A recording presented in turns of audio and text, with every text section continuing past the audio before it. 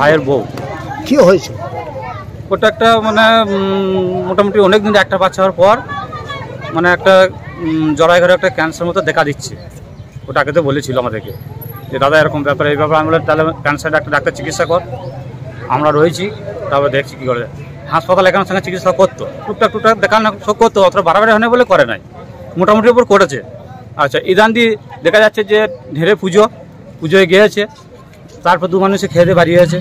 এসে তারপরে রাতে থেকে বলছে যে এরকম আমার মাথায় যন্ত্রণা হচ্ছে, বুকে লাগছে।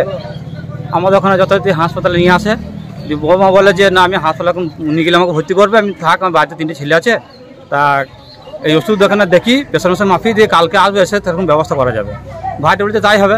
আমাদের এই কুল্লগড় মানে হসপিটাল এখানে ভুলোদার ওষুধ দোকানে দেখেছে প্রেশার মেপে প্রেশারটা খুব লো হয়ে গেছে।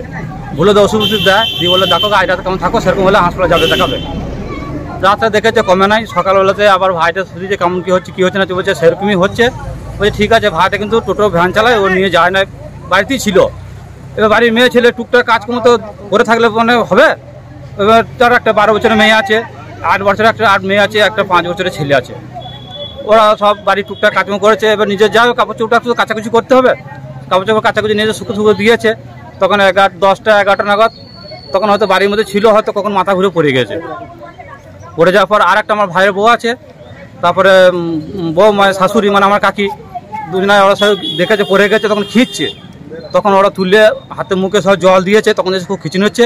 ওরা যথারীতি মানে একটা ভাইয়ের বউ আর একটা আদিবাসীদের মেয়ে ছেলে হয়েছিল। আজ প্রায় 14 বছর বিয়ে হয়েছিল। প্রায় হয়েছিল। হ্যাঁ, কোথায় বিয়ে হয়েছিল? কুল্লগড়ে, ভাতার থানা কুল্লগড়।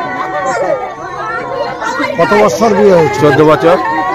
তারপরে কি হয়েছিল? তারপরে প্রায় এরকম শারীরিক মানসিক অত্যাচার, নির্যাতন, মারধর করতো। প্রায় বাড়ি চলে আসতো বাবার বাড়িতে, এখানে 2-4 দিন থাকতো, 2-1 দিন যেতে না দিয়ে চলে আসতো, দেখালে নিয়ে চলে যেত বুঝিয়ে বাজিয়ে ভুলি বালিয়ে।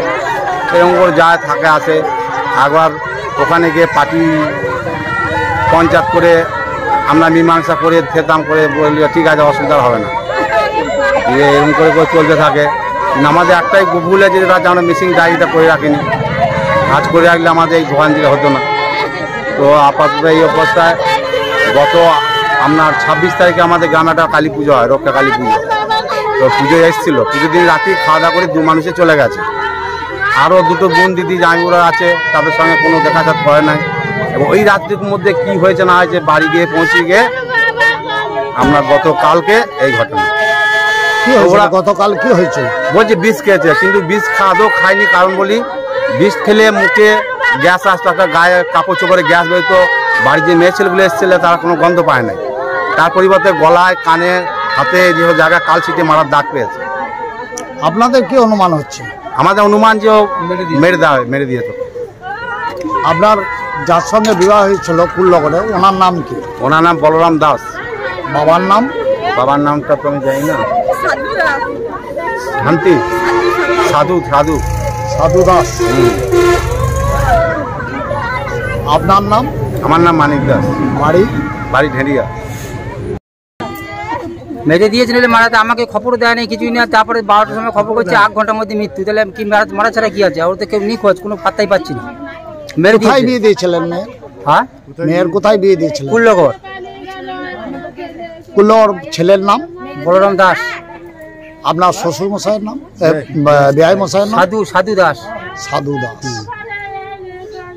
তা আপনারা এই যে মারা যাওয়া খবরটা কখন পেয়েছেন? মারা যাওয়া খবরটা আমাকে 12টার সময় খবর দিচ্ছে, আমাকে দেয় নাই, আমার মেয়েকে দেয়। মেয়েরা আমাকে ব্যাক সাইড করে আমাকে খবর দেয়। তারপরে এসে ফোনে পাই, ফোনে আমার এসে পেতো না, তারপরে আমি এসে খুঁজে পাইনি, হসপিটালে পাইনি, বুধে বাড়িতে গেছি, বাড়ি গিয়ে বর্ধমান গেছি, বর্ধমানে পৌঁছায় না, মাঝ রাস্তায় দাঁড় করে থেকে মারা মৃত্যু নিয়ে গেছে এর অবস্থায়। আপনারা এসে কি দেখলেন? আপনার আমরা হসপিটালে ভর্তি করেছিল? না, ভর্তি করে দেখি না, আমরা দেখেছি এসে মৃত্যু দেখেছি। তারপরে দেখছি আমার জিনে ছিল। আপনারা মৃত্যু দেখলেন, হসপিটালে নিয়ে গিয়েছিল? হ্যাঁ, হসপিটালে নিয়ে গিয়েছিল।